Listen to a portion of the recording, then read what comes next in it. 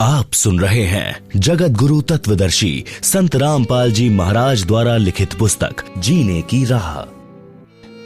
धर्मबोध पृष्ठ 183 का सारांश। कबीर साहब कहते हैं, कबीर केते जन का दिक गृही जो निज धर्म प्रवीण पायो शुभ गति आप ही और अनहु मति दीन। भावार्थ, राजा जनक जैसे गृहस्थी अपने धर्म के विद्वान थे, यानी मानव कर्म के ज्ञानी थे, जिस कारण से स्वयं भी शुभ गति प्राप्त की, यानी स्वर्ग प्राप्त किया तथा औरों को भी स्वर्ग प्राप्ति का मार्ग बताया। कबीर साहब कहते हैं, हरि के हेत न देत धन देत कुमार्ग माही, ऐसे अन्यायी अधम बांधे यमपुर जाही।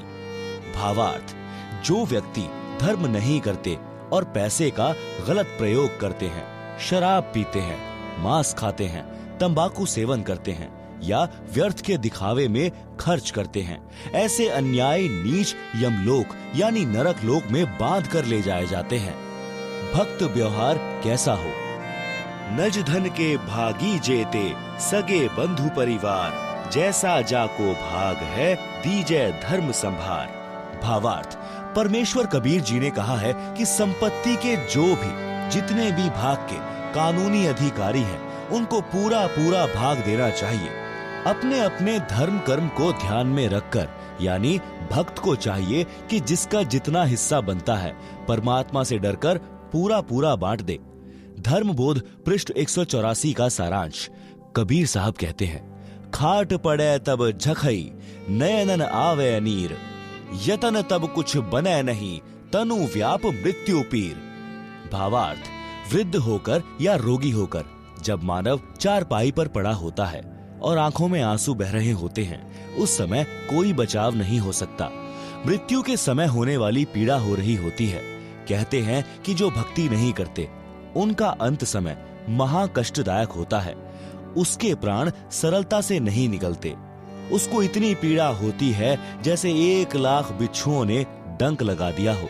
उस समय यम के दूत उसका गला बंद कर देते हैं।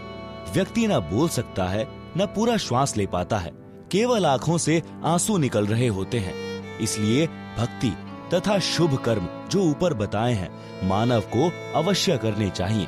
कबीर साहब कहते हैं, देखे जब यम दूतन को इत उत जीव लुकाए, महाभयंकर भेष लखी भयभीत हो जाए। भावार्थ, यम के दूतों का भयंकर रूप होता है। मृत्यु के समय यमदूत उसी धर्म व भक्तिहीन व्यक्ति को ही दिखाई देते हैं। उनको देखकर भय के मारे वह प्राणी शरीर में ही इधर उधर छुपने की कोशिश करता है। कबीर साहब कहते हैं, भक्ति दान किया नहीं अब रह कास की ओट, मार पीट प्राण निकाल ही जम तोड़ेंगे होंठ। भावार्थ, न गुरु किया, न भक्ति और न दान धर्म किया, अब किसकी ओट में बचेगा? यम के दूत मार पीट करके प्राण निकालेंगे और बिना विचारे चोट मारेंगे, यानी बेरहम होकर पीट पीट कर तेरे होठ फोड़ेंगे। होठ फोड़ना बेरहमी से पीटना अर्थात निर्दयता से मारेंगे।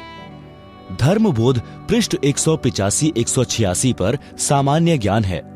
धर्मबोध पृष्ठ 187 का सारांश।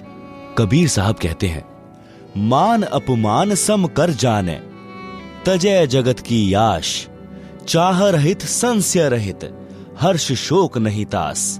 भावार्थ, भक्त को चाहे कोई अपमानित करे उस और ध्यान न दे, उसकी बुद्धि पर रहम करें, और जो सम्मान करता है उस पर भी ध्यान न दें, यानी किसी के सम्मानवश होकर अपना धर्म खराब न करें। हानि लाभ को परमात्मा की देन मानकर संतोष करें। कबीर साहब कहते हैं, मार्ग चले अधोगति चार हाथ माही देख, पर तरिया पर धन ना चाहे समझ धर्म के लेख। भावार्थ, भक्त मार्ग पर चलते समय नीचे देखकर चले। भक्त की दृष्टि चलते समय 4 हाथ यानी 6 फुट दूर सामने रहनी चाहिए। धर्म कर्म के ज्ञान का विचार करके पर स्त्री तथा पर धन को देखकर दोष दृष्टि न करें। कबीर साहब कहते हैं, पात्र कुपात्र विचार कर भिक्षा दान जो लेत, नीच अकर्मी सूम का दान महा दुख देत। भावार्थ, संत यानी गुरु को अपने शिष्य के अतिरिक्त दान भिक्षा नहीं लेनी चाहिए। कुकर्मी तथा अधर्मी का धन बहुत दुखी करता है। पृष्ठ 188 पर सामान्य ज्ञान है। धर्मबोध पृष्ठ 189 पर कबीर साहब कहते हैं, इंद्रिय तत्व प्रकृति से आत्म जान पार, जाप एक पल नहीं छूटे, टूट न पावे तार। भावार्थ, आत्मा को पांचों तत्वों से भिन्न जाने। शरीर आत्मा नहीं है। निरंतर सतनाम का जाप करें। कबीर साहब कहते हैं, जब जप करी के थक गए, हरि यश गावे संत, कै जिन धर्म पुराण पढ़े, ऐसो धर्म सिद्धांत।